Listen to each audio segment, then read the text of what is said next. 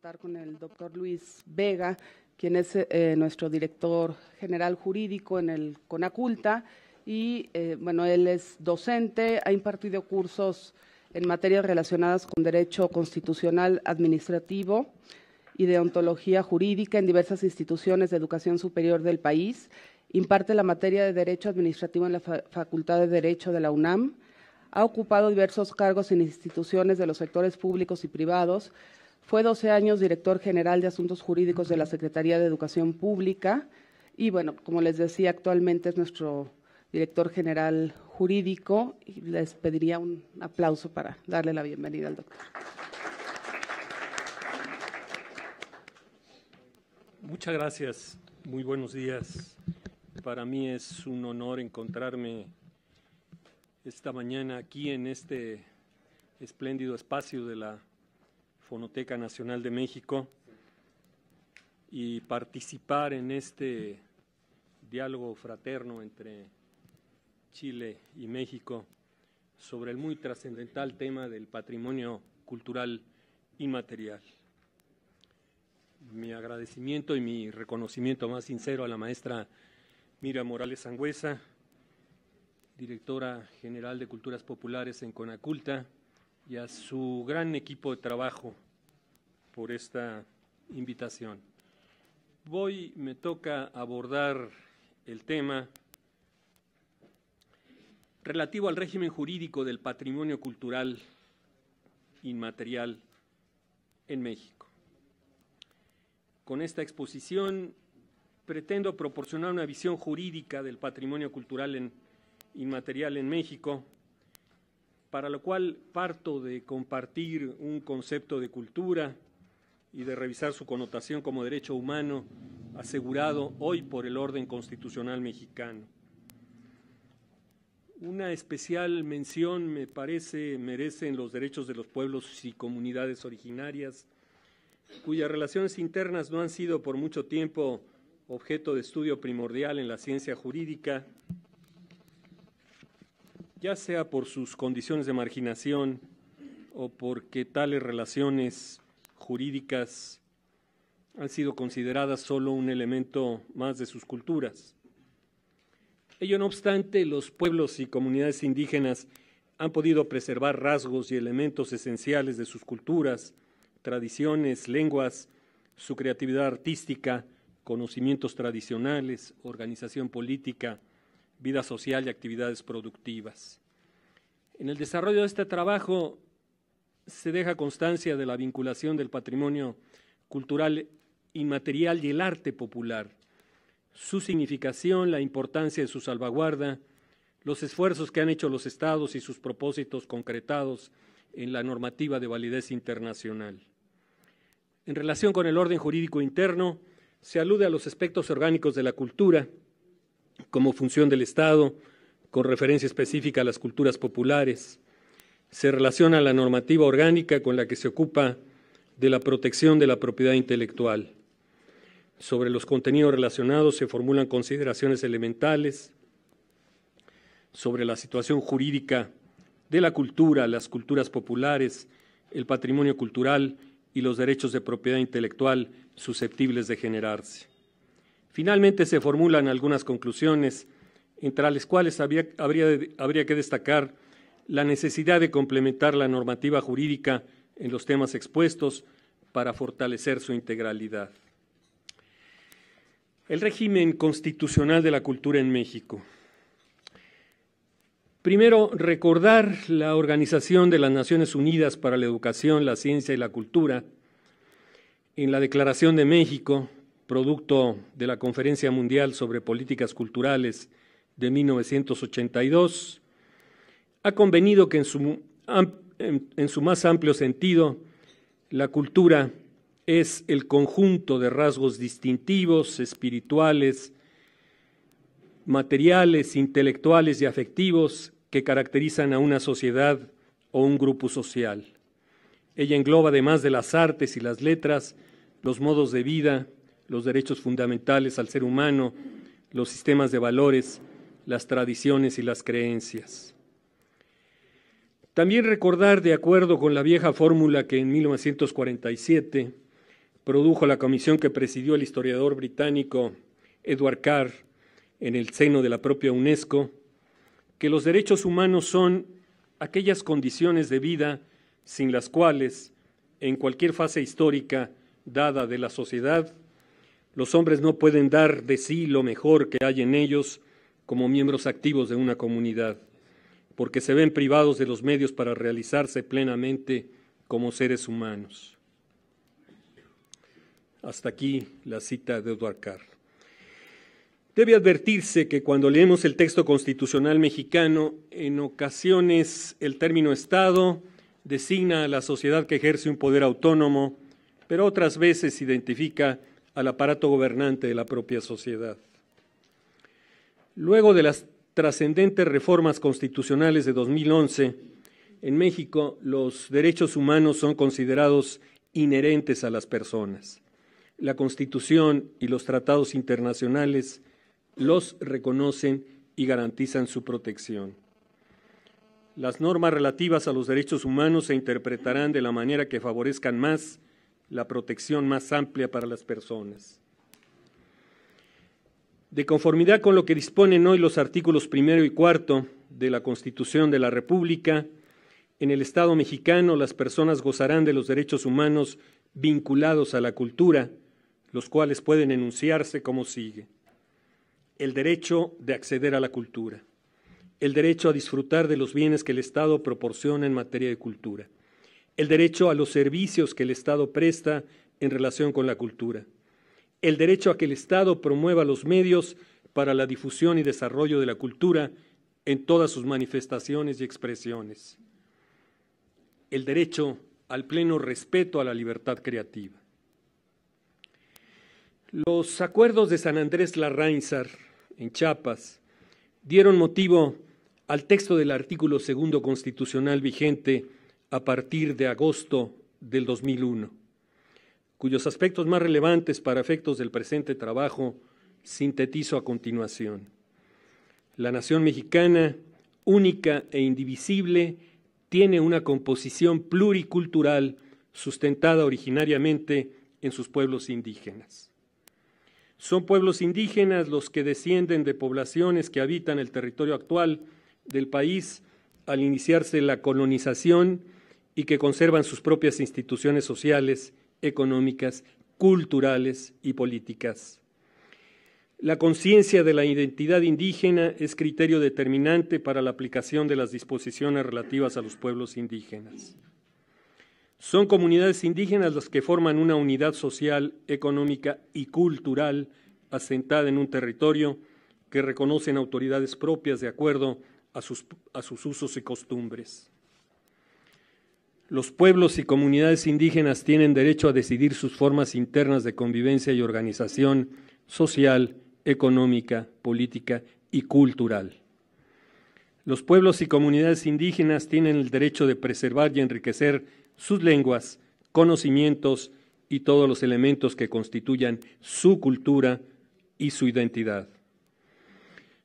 Al establecer los principios rectores de la educación pública, el artículo 3 de la Constitución mexicana fija, entre otros criterios orientadores, el de la democracia, debiendo entenderse esta como un sistema de vida fundado en el constante mejoramiento económico, social y cultural del pueblo.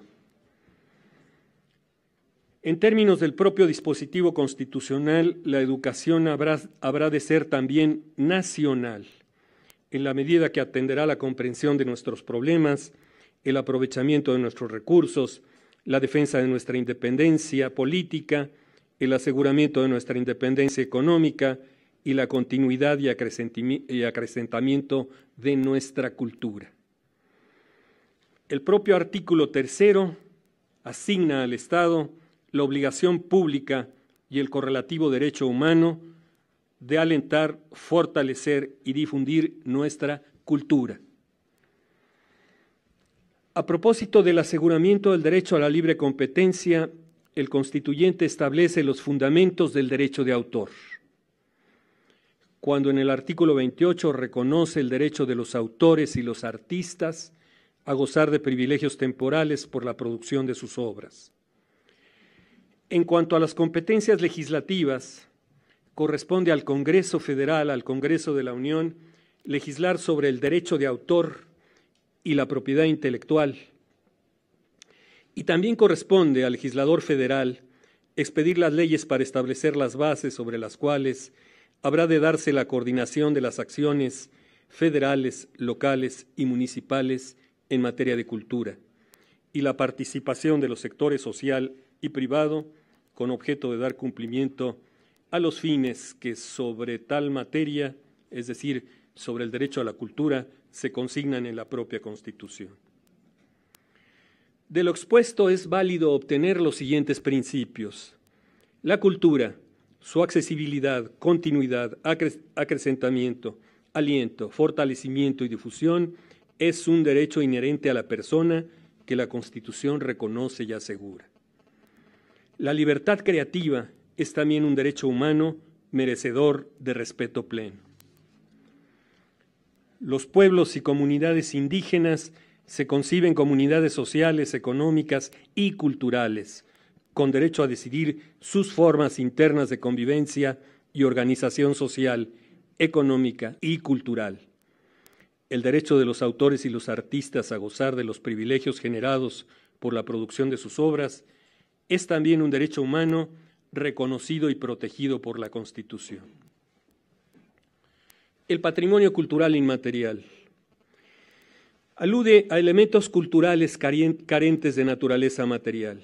Comprende principalmente las tradiciones y expresiones vivas transmitidas entre las generaciones, tradiciones orales, artes para el espectáculo, creencias, principios éticos y estéticos, usos sociales, rituales, actos festivos, conocimientos, prácticas relacionadas con la naturaleza y el universo, así como saberes y técnicas relacionadas con las artesanías tradicionales.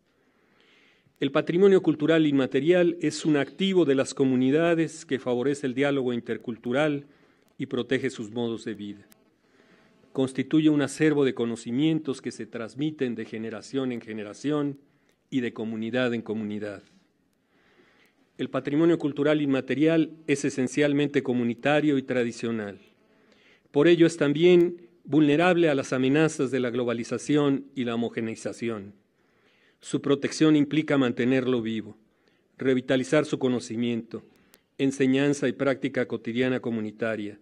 Salvaguardarlo requiere de propiciar la transferencia de su significado, conocimientos y técnicas, cuidar de que permanezca como parte integrante de la vida de las generaciones presentes y de que lo transmitan a las generaciones del porvenir. El patrimonio cultural inmaterial es también un factor de la mayor importancia en el desarrollo económico y social de las comunidades.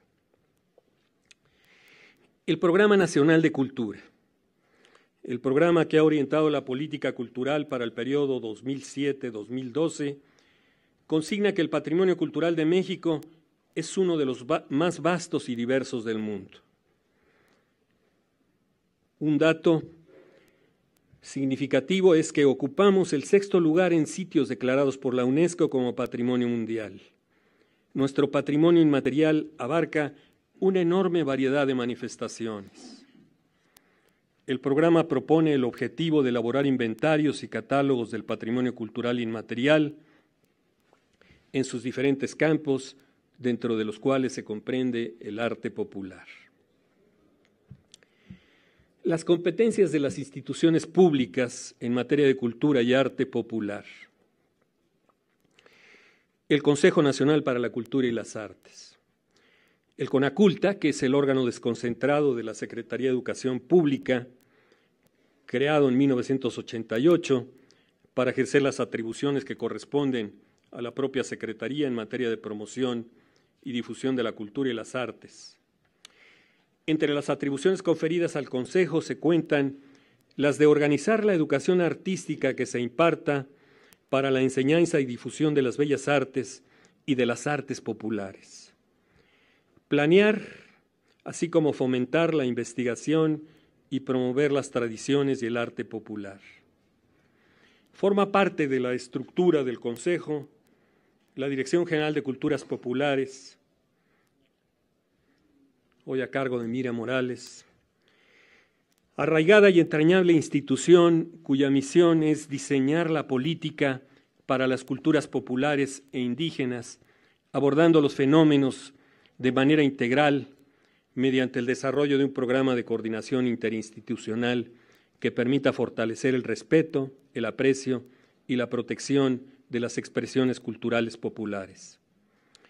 Entre otras funciones, la Dirección de Culturas Populares cumple con la de promover el estudio, conservación, expresión y difusión de las artes, artesanías, tradiciones, danza, música, vestimenta, arquitectura, costumbres y espectáculos populares, así como formar y controlar los acervos de información de las tradiciones y el arte popular e indígena. El Instituto Nacional de Antropología e Historia, también un órgano desconcentrado dependiente de la Secretaría de Educación Pública y tiene como función, entre otras, investigar, identificar, recuperar y proteger tradiciones, historias orales, usos, como herencia viva de la capacidad creadora de la sensibilidad de todos los pueblos y grupos sociales del país. El Instituto Nacional de Bellas Artes, de acuerdo con su ley de creación, también un órgano desconcentrado, tiene como finalidad, entre otras, la organización y desarrollo de la educación profesional artística. En el cumplimiento de su finalidad, el Instituto ha establecido y dirige la Escuela de Artesanías, que forma técnicos en las áreas de cerámica, ebanistería, esmaltes, estampado, joyería, orfebrería, metales, textiles y vitrales. El Fondo Nacional de las Artesanías. Se trata de un fideicomiso sectorizado en la Secretaría de Desarrollo Social, constituido en 1974. Se dice como una respuesta a la necesidad de promover la actividad artesanal del país y contribuir hacia la generación de un mayor ingreso familiar para los artesanos. En los términos de su contrato constitutivo, el fideicomiso tiene entre sus finalidades fomentar el sentido artístico de las artesanías mexicanas. Los derechos de autor. La Ley de Derechos de Autor tiene por objeto salvaguardar y promover el acervo cultural de la nación, proteger los derechos de los autores, artistas, intérpretes y ejecutantes, proteger los derechos de los editores, productores y organismos de radiodifusión. La protección que la ley otorga a los autores tiene relación con sus obras literarias y artísticas en todas sus manifestaciones, sus interpretaciones o ejecuciones, sus ediciones, fonogramas, videogramas y las emisiones. El derecho de autor se define como el reconocimiento que hace el Estado a favor de todo creador de obras literarias y artísticas, en virtud del cual otorga su protección para que el autor goce de prerrogativas y privilegios exclusivos de carácter personal y patrimonial.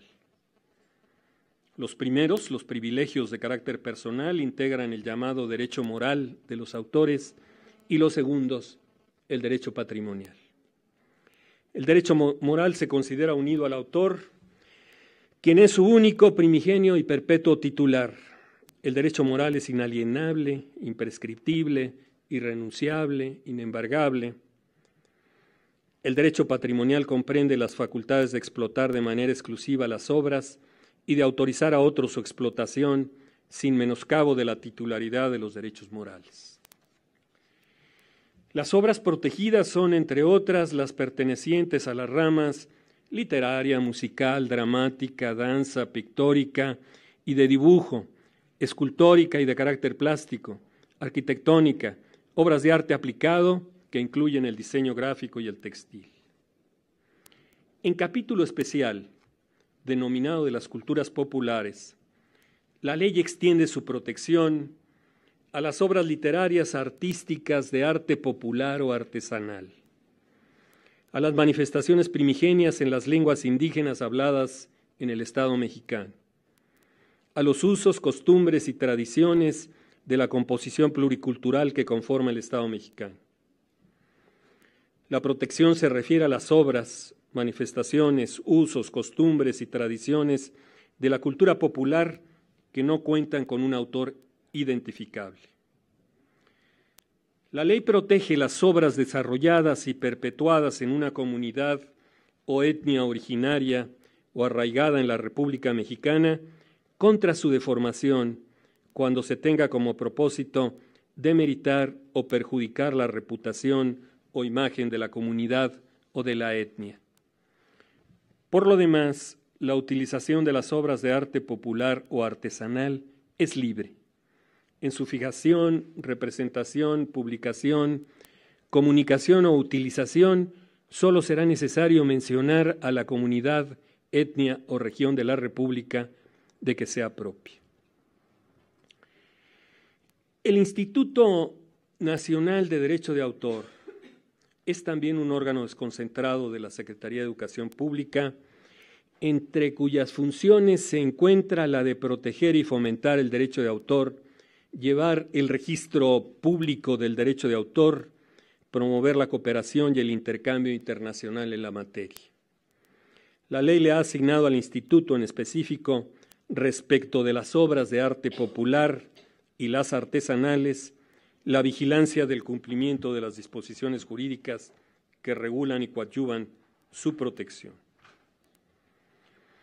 El registro público del derecho de autor tiene por objeto garantizar la seguridad jurídica de los autores, de los titulares de los derechos conexos y de los titulares de los derechos patrimoniales y sus causavientes, así como dar una adecuada publicidad a las obras, actos, documentos a través de su inscripción. El registro de autor es publicitario y no constitutivo de derechos. Razón por la cual las obras artísticas y los derechos conexos son objeto de protección, aun cuando no sean registradas. En el derecho de autor podrán inscribirse las obras literarias o artísticas que presenten sus autores. No se trata de un registro oficioso, sino que opera a instancia de los autores de las obras. El reglamento de la Ley de Derechos de Autor dispone que las obras literarias o artísticas de arte popular o artesanal, cuyo autor no sea identificable, podrán ser expresiones verbales como lo son los cuentos populares, leyendas, tradiciones, poesía popular y obras similares, expresiones musicales como canciones, ritmos, música, expresiones corporales como danzas y rituales, expresiones tangibles como obras pictóricas, dibujo, tallas, escultura, alfarería, terracota, mosaico, ebanistería, forja, joyería, cestería, vidrio, lapidaria, metalistería, talabartería, vestidos, hilados, textiles, labores de punto, tapices y similares. Vamos, el reglamento es muy exhaustivo. Instrumentos musicales, populares o tradicionales, la arquitectura propia de cada etnia o comunidad y, en general, cualquier expresión originaria que constituya una obra literaria o artística o de arte popular o artesanal que pueda ser atribuido a una comunidad o etnia. La normativa internacional. La Convención para la Salvaguarda del Patrimonio Cultural Inmaterial. La Conferencia de la UNESCO aprobó en París el 17 de octubre de 2003 la Convención para la Salvaguarda del Patrimonio Cultural Inmaterial. Para la aprobación de la Convención, la Conferencia consideró la importancia que reviste el patrimonio cultural inmaterial, al cual calificó de crisol de la diversidad cultural y garante del desarrollo sostenible. Juzgó también que existe una profunda interdependencia entre el patrimonio cultural inmaterial y el patrimonio cultural material y el patrimonio cultural natural. La Convención reconoce que las comunidades, en especial las indígenas, los grupos y en algunos casos los individuos, desempeñan un importante papel en la producción, la salvaguardia, el mantenimiento y la recreación del patrimonio cultural inmaterial, contribuyendo con ello a enriquecer la diversidad cultural y la creatividad humana. El patrimonio cultural inmaterial cumple una función inestimable como factor de acercamiento, intercambio y entendimiento entre los seres humanos, consideró también la conferencia. La convención se propone la salvaguardia del patrimonio cultural inmaterial, el respeto del patrimonio cultural inmaterial de las comunidades, grupos e individuos, la sensibilidad a la importancia del patrimonio cultural inmaterial, la cooperación y la asistencia internacionales. El patrimonio cultural inmaterial se define como los usos, representaciones, expresiones, conocimientos y técnicas, junto con los instrumentos, objetos, artefactos y espacios culturales que les son inherentes, que las comunidades, los grupos y en algunos casos los individuos reconozcan como patrimonio integrante de su patrimonio cultural. El patrimonio cultural inmaterial se transmite de generación en generación. Es recreado constantemente por las comunidades en función de su entorno, interacción con la naturaleza y la historia. Infunde un sentimiento de identidad y continuidad. Contribuye a promover el respeto de la diversidad cultural y la creatividad humana. Se manifiesta en tradiciones, artes del espectáculo, expresiones orales, usos sociales, rituales, actos festivos, conocimientos relacionados con la naturaleza y el universo, técnicas artesanales tradicionales. La salvaguardia implica las medidas encaminadas a garantizar la viabilidad del patrimonio cultural inmaterial, comprendidas la identificación, la documentación, la investigación, la preservación, la protección, la promoción, valorización, retransmisión y revitalización. Para los fines de la salvaguardia, los Estados están obligados a aprobar las medidas necesarias para garantizar la salvaguardia del patrimonio existente en su territorio, identificar y definir los elementos del patrimonio cultural inmaterial presentes en el territorio, con la participación de las comunidades, los grupos y las organizaciones no gubernamentales.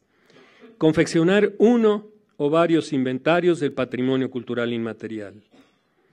Valga mencionar que en el plano internacional, para efectos de conocimiento, concientización y diálogo a la propuesta de los Estados, se dispuso la creación de la lista representativa del patrimonio cultural inmaterial de la humanidad. La convención de referencia fue oportunamente firmada por el titular del Poder Ejecutivo mexicano y aprobada por el Senado de la República. La Organización Mundial de la Propiedad Intelectual, la OMPI. En el seno de la OMPI se creó, a finales del año 2000, el Comité Intergubernamental sobre Propiedad Intelectual y Recursos Genéticos, Conocimientos Tradicionales y Folclore, el cual ha venido trabajando en la elaboración de un instrumento con el objeto de establecer principios y normas de aceptación generalizada para la protección de la propiedad intelectual, de los recursos genéticos, los conocimientos tradicionales y las expresiones culturales de las comunidades indígenas, de las comunidades culturales y de las comunidades originarias.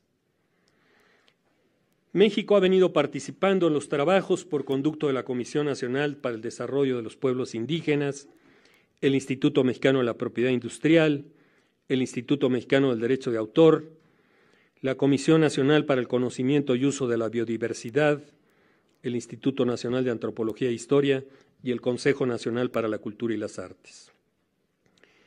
Entre otros objetivos se han propuesto sobre la protección de las expresiones culturales,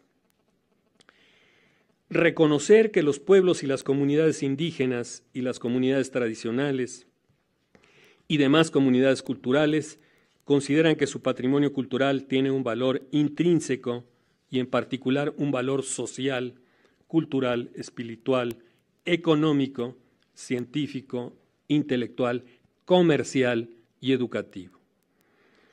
Proporcionar a los pueblos y comunidades indígenas y a las comunidades tradicionales y demás comunidades culturales los medios jurídicos y prácticos, incluidas las medidas eficaces de observancia para impedir la apropiación indebida de sus expresiones culturales y las obras derivadas. Se ha propuesto la definición de expresiones culturales en los siguientes términos.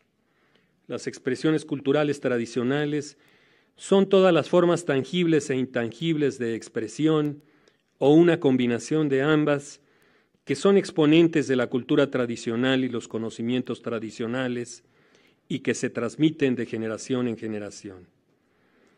Se incluyen las expresiones fonéticas y verbales, las musicales, las corporales, las manifestaciones artísticas tangibles como obras de artesanía, atuendos y máscaras ceremoniales, obras arquitectónicas, formas espirituales tangibles y lugares sagrados. Consideraciones jurídicas. Hoy día el Estado mexicano reconoce que el acceso a la cultura, el disfrute de los bienes y servicios culturales son derechos humanos que la ley fundamental asegura. Constituyen también derechos humanos asegurados en favor de las personas y de la sociedad, los correlativos a las obligaciones del Estado en el sentido de orientar la educación pública hacia la democracia, entendida como el permanente mejoramiento cultural del pueblo, así como el de acrecentar, fortalecer y difundir nuestra cultura. En especial, el constituyente ha reconocido el derecho de los pueblos y comunidades originarias a la preservación de los elementos que constituyen su cultura e identidad. Digno de destacarse es asimismo el reconocimiento del derecho humano al pleno respeto de la libertad creativa. Acceso a la cultura, disfrute de bienes y servicios culturales, mejoramiento cultural de la sociedad, acrecentamiento y difusión de la cultura, preservación de las culturas originarias y libertad de creación son condiciones de vida necesarias para la plena realización de los seres humanos. Tienen asimismo naturaleza de derechos humanos los privilegios que se generan para los autores y artistas por la producción de sus obras. El arte popular es resultado de la libertad creativa y consecuentemente susceptible de generar los privilegios reconocidos constitucionalmente para sus autores y creadores. Las artes populares tradicionales, sus saberes y técnicas son parte integrante del patrimonio cultural que debe ser salvaguardado, identificado, inventariado, revitalizado, difundido y transmitido generacionalmente. Si se reconoce que una pieza de arte popular, una obra artística, que una pieza de arte popular es una obra artística resultado de la creatividad individual o colectiva de uno o varios autores identificables, podrá ser inscrita en el registro público del derecho de autor, a solicitud de su creador o creadores, para el aseguramiento de sus derechos morales y patrimoniales respectivos. Empero, si la obra de arte popular no cuenta con autor identificable, aun cuando es objeto de protección legal, esta protección legal solo habrá de circunscribirse a la deformación hecha con objeto de causar demérito a la obra o perjuicio a la reputación o imagen de la comunidad o etnia a la que pertenece. La Convención para la Salvaguarda del Patrimonio Cultural Inmaterial de la UNESCO forma parte integrante del orden jurídico mexicano a partir de su aprobación por el Senado de la República, con rango de ley suprema de toda la Unión, y los derechos humanos que en ella se reconocen son garantizados constitucionalmente para su protección. Recordemos que para la eficacia de la salvaguarda, los estados que suscribieron la Convención se obligaron a la identificación y definición de los elementos de su patrimonio cultural inmaterial, así como la elaboración de los inventarios del propio patrimonio. En una interpretación amplia y válida en los términos del segundo párrafo del artículo 1 constitucional, toda vez que se tendería a favorecer la protección de derechos humanos, parece necesaria la implementación de un registro de los elementos del patrimonio cultural inmaterial de México con objetivos de salvaguardia, identificación e inventario, pero también de publicidad y seguridad jurídica de los derechos de autor que pudieran generarse. A la conclusión de los trabajos, que en fecha todavía no cercana, el Comité Intergubernamental sobre Propiedad Intelectual y Recursos Genéticos conocimientos tradicionales y expresiones culturales, que sesiona en el seno de la OMPI, podrá proponer a los estados que la forman la suscripción de un compromiso internacional que proteja las expresiones culturales de las comunidades, resultado de una actividad intelectual creativa, transmitida generacionalmente e integrantes del patrimonio cultural que las identifica. La protección se prevé que alcance los intereses patrimoniales y morales de las comunidades respecto de sus expresiones culturales. Algunas conclusiones. Primera, en el discurso, en los acuerdos de voluntades, en la legislación fundamental y en la ordinaria, el gobierno y la sociedad mexicanos han expresado su compromiso con el respeto y cumplimiento de los principios, objetivos y normativa que se proponga, la promoción de las manifestaciones de los pueblos indígenas y comunidades culturales, así como la ampliación de los espacios para la producción, recreación y difusión de sus culturas. El aseguramiento de una educación que respete y aproveche sus saberes, tradiciones y formas de organización. El cumplimiento de los derechos a la preservación y enriquecimiento de sus lenguas, conocimientos y todos los elementos constitutivos de su cultura e identidad. Segunda, el acceso a la cultura, el disfrute de los bienes y servicios culturales, el mejoramiento cultural de la sociedad, el acrecentamiento y difusión de la cultura, la preservación de las culturas originarias y las libertades de creación, así como los privilegios que genera para los autores y artistas la producción de sus obras, son derechos humanos inherentes a las personas en la medida que constituyen condiciones de vida necesarias para su plena realización. Tercera, si bien es cierto que los derechos de autor, en su concepción clásica, se vinculan con la capacidad creativa libre de los individuos, también lo es que las manifestaciones culturales y artísticas de los pueblos y comunidades originarias y comunidades culturales, sus tradiciones y conocimientos, tienen un valor colectivo que debe ser integralmente protegido por el derecho.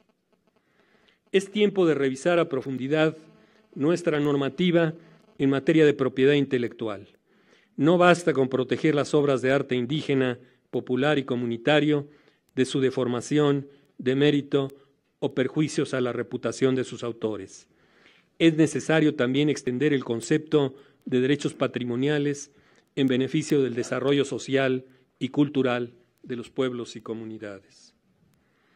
Quinta, se hace necesario también identificar y, en su caso, redefinir o aclarar las competencias y atribuciones de los órganos y organismos gubernamentales con miras a la congruencia y eficacia de una nueva normativa que establezca los derechos autorales de los pueblos y comunidades indígenas y precise sus alcances. Constituye el registro de las obras, tradiciones y expresiones objeto de protección. Regule los sistemas de información, comunicación y consulta con los pueblos y comunidades. Atribuya las responsabilidades para la representación y defensa de sus intereses jurídicos, tanto en el ámbito nacional como internacional. Sexta, el Poder Legislativo Federal ha sido expresamente facultado y podría decirse que comprometido para legislar a los efectos de impulsar la coordinación de las funciones, acciones, prestación de servicios y generación de bienes que llevan a cabo los tres órdenes de gobierno propios de nuestro sistema federal, así como estimular la participación de los sectores social y privado en materia de cultura. La legislación federal que asegure a plenitud los derechos humanos de acceso a la cultura, disfrute de bienes y servicios culturales, ejercicio de la libertad de creatividad, es una prioridad que requiere también del compromiso del Ejecutivo. La legislación es función del Estado que se concreta a través de actos de colaboración entre los dos poderes. No será posible soslayar el tema de la protección del patrimonio cultural inmaterial y la íntima vinculación que respecto de él se da con las culturas populares, las artes, las artesanías, sus tradiciones, conocimientos y técnicas. Les agradezco a todas y todos su amable atención y estoy a sus órdenes.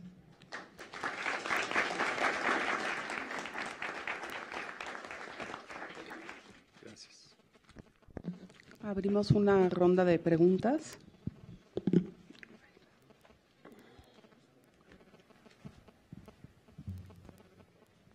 Pues felicitarlo, licenciado, me pareció excelente. Gracias. Su conferencia, muy precisa, muy amplia. Escuché que FONART, el fideicomiso FONART, está sectorizado en desarrollo social. ¿Así es? Así es. Porque curiosamente entonces casi todas las instituciones de artesanías en México no dependen de cultura. En este caso, desarrollo social, los institutos de las artesanías de los estados dependen de promoción económica, como que está faltando la mirada cultural en la promoción de las artesanías, del arte popular.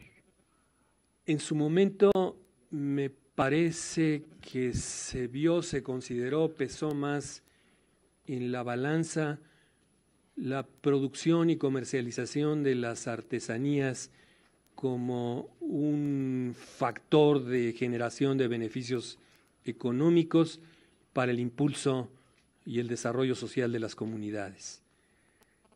Así se vio, es un tema de reflexión. No sé si pronto los trabajos de la OMPI se desarrollan con pausas,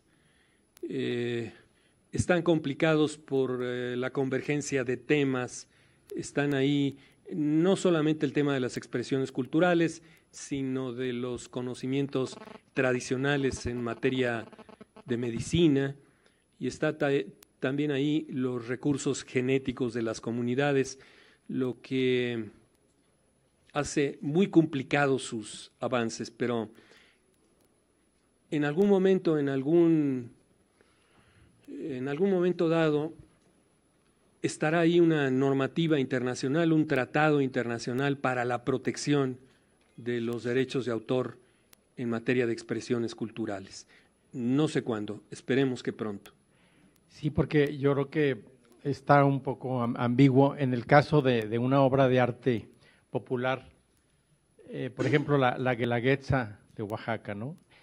No sé yo si esté registrada como una obra colectiva, como una creación artística colectiva, pero hasta qué punto un grupo artístico pueda ir a cualquier lugar de México o del extranjero a representar la Guelaguetza y qué tanto la puede alterar en vestuario, coreografía, música, si no está registrada así con precisión. Esto es la Guelaguetza exactamente con puntualidad. Es muy difícil, pues, y se presta a muchas transformaciones. Estos son los grandes riesgos, sí. La deformación del patrimonio cultural por falta de una protección jurídica adecuada. Coincido.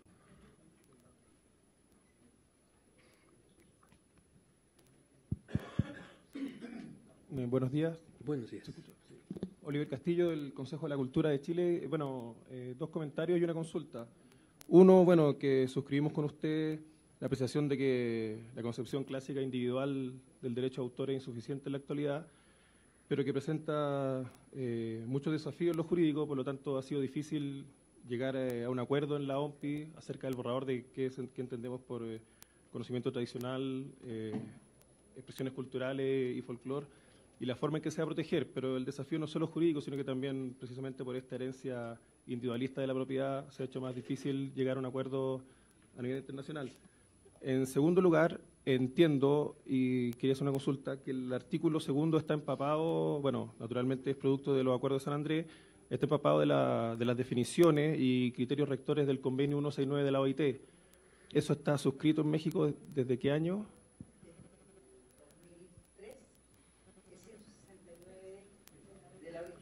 El de pueblos indígenas. Claro, Porque sí, 2003, la definición del párrafo segundo se adecua, la identidad definía como la conciencia, es decir, que los pueblos indígenas determinan, superando el indigenismo en que una autoridad decía quiénes eran y quiénes no, etcétera. Pero una consulta, en el contexto de la interpretación progresiva y más amplia de los derechos humanos, relacionando los instrumentos internacionales, la Convención sobre Patrimonio Cultural Inmaterial protege los usos sociales, ¿cierto? Cierto. Y esto podríamos relacionarlo, naturalmente, con el derecho a elegir, reconocer sus autoridades propias, y a lo que señala un numeral aquí que me llama la atención y quería hacer una consulta al respecto, a aplicar sus propios sistemas normativos en la regulación y solución de sus conflictos internos, es decir, a regular internamente su organización social, pero que en la Constitución reenvía a la ley la redacción de la normativa para establecer los casos y procedimientos en que deben ser validados por jueces o tribunales, entiendo, ordinarios del Poder Judicial.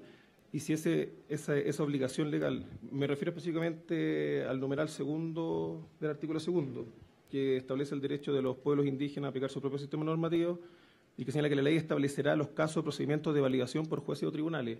¿Esta ley es de carácter federal o estatal? Y en segundo lugar, si comparte eso, si hay alguna experiencia acá en México de alguna ley estatal o federal que haya regulado esa forma de validar los usos normativos de los pueblos indígenas. Yo diría que este catálogo de derechos constitucionales que se generan con la reforma respectiva y este relativamente nuevo artículo segundo de la Constitución, tiene por límite no rebasable el propio orden constitucional. El propio orden constitucional que establece garantías para asegurar los derechos humanos. En esa medida está dada esta autodeterminación y autonormatividad de los pueblos indígenas, hasta donde no vayan más allá del orden constitucional. La otra parte de su observación, si se ha dictado la ley que establecerá los casos y procedimientos en que los usos normativos y los mecanismos de solución de conflictos de los propios pueblos indígenas deben ser validados por tribunales, autoridades del gobierno estatal o federal. La legislación en la materia viene siendo estatal, viene siendo local, con respeto al orden federal. Van generándose las reformas constitucionales en las constituciones de los estados y la legislación específica. Respecto, puestos ya en el campo del derecho penal, hay delitos de orden estatal que se legislan estatalmente y cuyo código de procedimientos es también estatal. Desconozco, no ha sido objeto de mi investigación el cómo han avanzado los estados, ¿no? Casualmente a veces tengo relación con alguna constitución estatal de avanzada, como ha sido en Oaxaca, en fin, pero no tengo precisión sobre esto, sí. Ya, gracias. Bueno, Carlos Villaseñor, indudablemente la exposición del licenciado Vega es impecable en términos de describir las disposiciones legales que son aplicables a esta vertiente de patrimonio cultural inmaterial conforme a la realidad de nuestro país, conforme a una situación histórica. Pero yo creo que en el contexto de este diálogo latinoamericano también vale la pena mencionar un poco los problemas a los que nos hemos enfrentado, sobre todo desde la Comisión Nacional de Patrimonio Cultural Inmaterial. Y digo que es impecable la exposición de Luis porque efectivamente nuestro marco legal de lo que se ha dado en llamar patrimonio cultural, pero que no lo agota en su extensión, tiene una fuerte inspiración en la Convención de 1972 de la UNESCO, que recordemos que señala como patrimonio cultural a los monumentos arqueológicos, arquitectónicos, etcétera, que tienen un valor único, universal, excepcional desde el punto de vista de la historia, del arte o de la ciencia. Y en ese orden de ideas, en México, en la ley de zonas y monumentos arqueológicos, históricos y artísticos, se desglosan estas tres categorías de patrimonio: el arqueológico, el histórico, el artístico, que fue una influencia muy importante en toda Latinoamérica durante los 70s, pero que sin embargo nos dio también unas narrativas muy particulares, una forma de vincularnos y de relacionarnos con el patrimonio muy específica. De tal manera que con toda prudencia y con toda amistad observamos, por ejemplo, la necesidad de ver en un patrimonio cultural inmaterial su autenticidad, su singularidad, su restitución, su conservación, su inmodificabilidad, cuando en realidad de lo que nos está hablando la Convención de 2003 es a la inspiración de la Declaración de México de 82 de un patrimonio vivo que se interconecta, que se vincula, que mezcla, que fecunda, que dialoga. Y en este sentido, no obstante que determinadas partes de la ley son aplicables en actividades de salvaguarda, yo me manifiesto expresamente por la necesidad de hacer una ley específica que, en vinculación con la Convención de 2005 de promoción de la diversidad, lleve a la legislación local los principios, los fines y una visión particular de lo que es el patrimonio cultural inmaterial en nuestro país.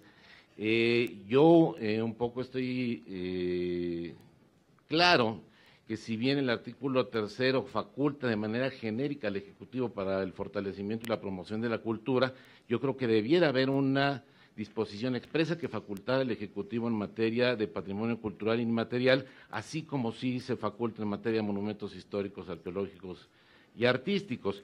Y debemos también ser cuidadosos, pero esto es una cuestión que en Latinoamérica debemos tener muy en la punta de los dedos, que sí, el artículo 2 constitucional se deriva de los acuerdos de San Andrés Larráizar y lleva esto a su reglamentación en cada uno de los estados.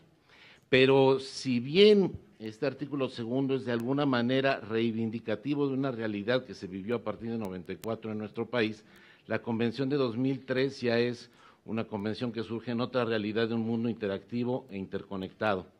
Yo, con toda prudencia, veo en el artículo 2 un artículo que opone, mediante tratamiento preferencial, una exclusión, una división social, y yo creo que lo que nos llama la Convención de 2003 y 2005 es a reconocer esta diversidad. A la luz del artículo 2 no están amparados los derechos culturales de minorías y de diversidades tan importantes en México como los judíos, los árabes, los chinos, y con todo aprecio y con todo respeto, toda la migración sudamericana, de la cual hoy tenemos un recuerdo, este día un recuerdo importante y desafortunado, pero que nos ha permitido compartir tantas cosas con ustedes. Yo ahí llamaría a la reforma que se hizo en el 2000, que se aprobó finalmente en marzo de 2009 por las legislaturas locales, que modificó el artículo 4 constitucional ya para promover el reconocimiento del pleno acceso el derecho de pleno acceso a la cultura, insisto, ya elevarlo a rango constitucional, y las reformas que se hicieron en el artículo 73, que obligan ya al Congreso a expedir una ley que articule las facultades de los 3 ámbitos de gobierno en materia de desarrollo cultural. Quiero dejar muy clara una idea: me parece que es fundamental promover en esta nueva legislatura que está iniciando el desarrollo de una legislación específica en materia de patrimonio cultural inmaterial. Hemos visto soluciones, por ejemplo, en Colombia, pero que siguen hablando de estas categorías, de estas narrativas de conservación, de preservación, de restitución, y lo hemos visto y nos hemos enfrentado a estos problemas en la Comisión Material. Cuando estamos haciendo los inventarios, de repente lo estoy llevando al extremo, pero es un extremo que podemos caer en cualquiera de nuestros países latinoamericanos, de registrar cada una de las guitarras que se fabrican en Paracho, cada una de las danzas que se realizan en Oaxaca, cada uno de los moles que se hacen en cada una de las cuadras de Oaxaca, de Puebla, y cuál es el mejor, cuál es el original. Debemos darnos mucho la oportunidad de repensar este concepto de que el patrimonio cultural son las tradiciones, las costumbres, las formas de estar en el mundo, y que su salvaguarda no solo tiene que ver con aspectos jurídicos, sino muchas veces con aspectos que son transversales a otras secretarías de desarrollo urbano, de seguridad pública, etcétera. Bueno, perdón, Luis, pero quise quise aprovechar esto. No, te agradezco, reflexión muy inteligentes. Me quedo en la parte estrictamente jurídica con tu llamado a legislar. Creo que traemos asignaturas pendientes en general y en lo específico. Entiendo que estaríamos pensando en un criterio similar al usado para el patrimonio monumental. Federal, la legislación que toca a los monumentos de interés nacional. Federal, la legislación del patrimonio cultural inmaterial de interés nacional, por expresar algún criterio que extraigo de lo que comentas. Sí, yo creo que legislar en materia de cultura, distribuir las funciones en materia de cultura, establecer los mecanismos de coordinación federales, estatales y municipales, es una tarea pendiente. Patrimonio cultural inmaterial, desde luego que es una tarea pendiente, establecer su normativa, sus criterios y revisar la legislación autoral también es una tarea pendiente. Coincido esencialmente con lo que expresas. Yo quería complementar un poco. ¿Ahí? Parece que no. ¿Ahí sí? No entiendo nada de leyes, pero para complementar lo que decía el colega, no me quedo con la parte negativa de la legislación y no veo en legislar una forma de salvaguardar cuando hablamos de derechos de autor, porque siento como que se encapsula la manifestación cultural y no tiene capacidad de seguir migrando, de lograr el dinamismo que tiene el patrimonio, porque queda encapsulada y asociada a una sola persona o a una sola comunidad. Entonces, por ejemplo, el ejemplo que daba el señor Bonilla, yo digo, ¿cuál es el problema de que esa manifestación que él mencionaba no logre resignificarse y no logre ser parte de un acervo cultural compartido del cual todos podamos echar manos para seguir creando? Yo creo que no tendría que jugar en sentido contrario una cosa con la otra. Lo que sí creo es que hay que proteger la creatividad ya manifestada comunitariamente en materia de arte popular más ampliamente. Hasta hoy la única protección es contra la deformación de las obras. Yo creo que es tiempo también de buscar una protección que se traduzca en un beneficio económico, que se traduzca en los derechos patrimoniales. Hacia allá es el camino. La piratería, lo sabemos, acecha muy peligrosamente las expresiones culturales tradicionales. Profesor, antes que todo, Cristian Báez, Consejo de la Cultura Chile. Quería agradecer, digamos, el panorama que nos ha dado con respecto al tema jurídico, marco legal en el cual nos estamos moviendo. Y quería comentar solamente que en Chile, y voy a volver al tema con el Parlamento, no soy antisistema ni mucho menos, pero uno de los grandes obstáculos que tuvimos nosotros para avanzar en la salvaguardia del patrimonio cultural inmaterial es esperar una ley. Esperar, digamos, la famosa ley en Chile que nos garantizara que eso va a funcionar. Cuando nos fuimos capaces de darnos cuenta que con la sola aprobación de la Convención para la Salvaguardia del Patrimonio Cultural Inmaterial del 2008, que entró en vigencia el 2009, ya teníamos esa ley, punto 1. Entonces lo que hicimos este año fue tomar, digamos, esa convención bajo los cánones UNESCO y avanzar en lo que es la salvaguardia bajo los parámetros que nos proponía UNESCO, al margen o paralelo o contrario muchas veces a lo que indican los parlamentarios en Chile, que nos llegan oficio a cada rato señalando declarar ese patrimonio inmaterial, las ceramistas de no sé dónde, declarar ese patrimonio inmaterial, cuando en realidad lo que están diciendo es, por favor, indíquenos cómo hacer o expedientes o que entren dentro de algún inventario las expresiones de patrimonio cultural inmaterial según la convención del 2003. Entonces, en ese sentido, lo que estamos haciendo nosotros es tomando este derecho internacional, ¿ya? Porque tiene fuerza de ley, digamos, al igual que el convenio 169, y haciéndolo parte de nuestra política cultural. A pesar de que en el Parlamento, en el 2010, tenemos relegada una ley que era sobre patrimonio cultural inmaterial, teniendo nosotros una ley de monumentos, por ejemplo. No así de ley de patrimonio inmaterial que está durmiendo en el 2010. Si esperamos a la ley en Chile, no estaríamos aquí nosotros, por ejemplo. Eso le quería comentar. Sí, gracias. Desde hace...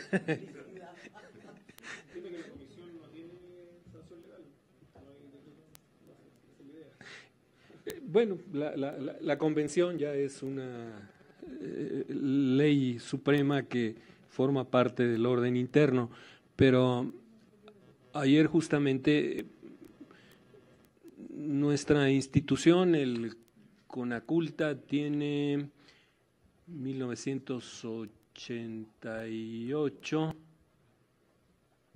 más de 20 años de existir.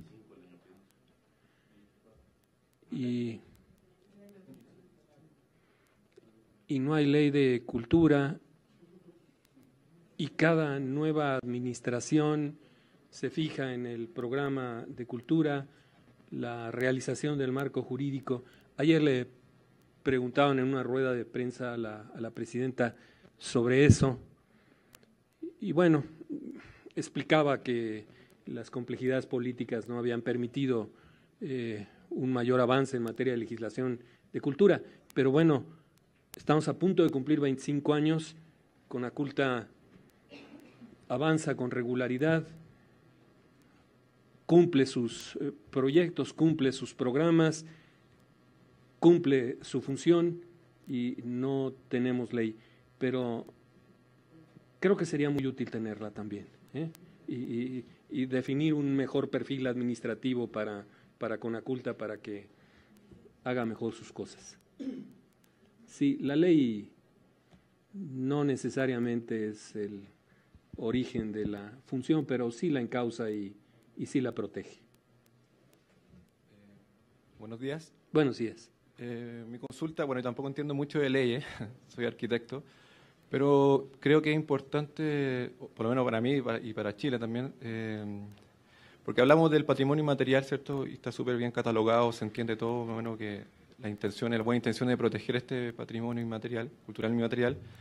Pero mi pregunta es, ¿qué instancias existen acá en México para proteger, por ejemplo, el derecho a territorio? O sea, la protección territorial de las comunidades indígenas, donde se desarrolla el patrimonio inmaterial. Pensando, no sé, si una comunidad que vive de la agricultura o de la venta de textiles, ¿cómo se enfrenta esa comunidad a instituciones o a empresas, en realidad, intereses, no sé, me imagino de mineral, de forestal, no sé? Entonces, pensando como, antes de hablar de un patrimonio, de una protección inmaterial, asegurar de alguna forma el derecho a territorio, donde emplazar, donde desarrollar este patrimonio inmaterial de las comunidades indígenas. Hemos transitado recientemente por un conflicto severo planteado por unas concesiones mineras en la región de Wirikuta. Yo creo que ese es todo un caso a revisar, pues en medio intereses, en medio actuaciones irregulares de la autoridad y en medio también una muy firme decisión de la comunidad de defender lo propio. Bueno, el territorio es nacional, como tal está regulado por la Carta Magna. Los pueblos y las comunidades son entidades jurídicas, entidades de derecho público que tienen un conjunto de derechos reconocidos. No es fácil la conciliación, no me atrevería yo a pronunciarme categóricamente. Este caso de Wirikuta, que ha trascendido las fronteras, creo que resulta muy interesante para un estudio de caso, ¿no? Sí, por encima en el orden jurídico, la ley suprema, la Constitución, y la Constitución regulando la Constitución y los derechos de los pueblos indígenas. Porque en Chile tenemos una situación muy similar con el pueblo mapuche, o sea, y ha sido una deuda del Estado de Chile, yo creo, de que es Chile, o sea, por lo menos 100 años, de solucionar ese tema, porque hablamos, como decimos, mucho del patrimonio, ¿cierto?, y cultura, material e inmaterial, pero nos estamos olvidando de la seguridad territorial de estos pueblos, que yo creo que es donde parte la base y donde se ejecutó, donde se evolucionó en este tema de lo inmaterial. En la materia de propiedad intelectual, en la normativa internacional, viene hablándose con insistencia sobre la protección desde el ángulo de los derechos de autor de los lugares sagrados.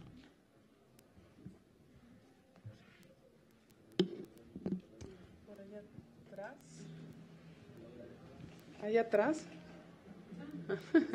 Que estás levantando.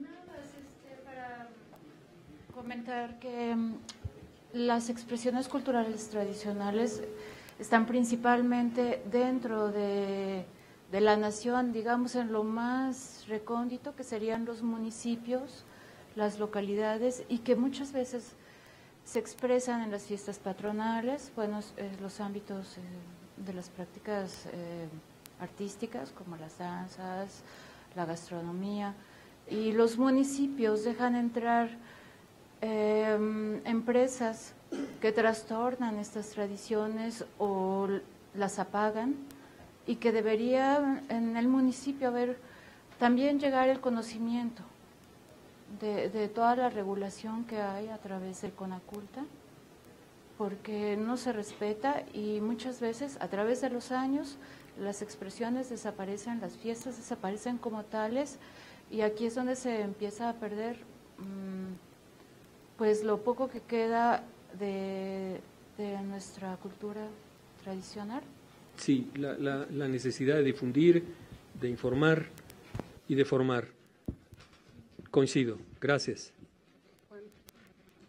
Sí, comentar muy brevemente que en México, en materia de derechos, sobre todo de derechos de los pueblos indígenas, es un asunto, digamos, reciente. Tiene que ver incluso con la propia conformación, con el propio proyecto de Estado, donde, bueno, al principio, la conformación, digamos, del Estado-Nación, pues se concibió homogéneo, se concibió pues un Estado, digamos, donde todos éramos mexicanos, todos, por lo tanto, teníamos que ser iguales, todos regidos bajo una misma ley, bajo una política de Estado. El reconocimiento de la diversidad, y bueno, aunado a los instrumentos internacionales, creo que ha ido desarrollándose, evolucionando, y reconocer los derechos de los pueblos indígenas. Creo que también eso es materia nueva y no está acabado. Parte de todo este asunto es lo que ahora estamos pues analizando, ¿no? Yo creo que tanto a los pueblos indígenas están en ese proceso, digamos, de reconstituirse, de analizar, de dimensionar todo lo que significa una ley que les reconoce derechos, pero que también hace falta de manera interna, de manera endógena, redefinir incluso sus propios proyectos.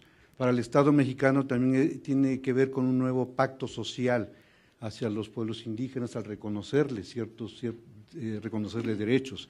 Yo creo que un tema ahí todavía no avanzado es el del reconocimiento de la territorialidad, por ejemplo, ¿no? Y eso conlleva justamente los derechos, el reconocimiento de derechos colectivos, y una serie de derechos que también hay que reconocerlo en la Constitución. También este tipo de derechos hay un vacío, pues, ¿no? Entonces creo que por ambos lados están esos pendientes.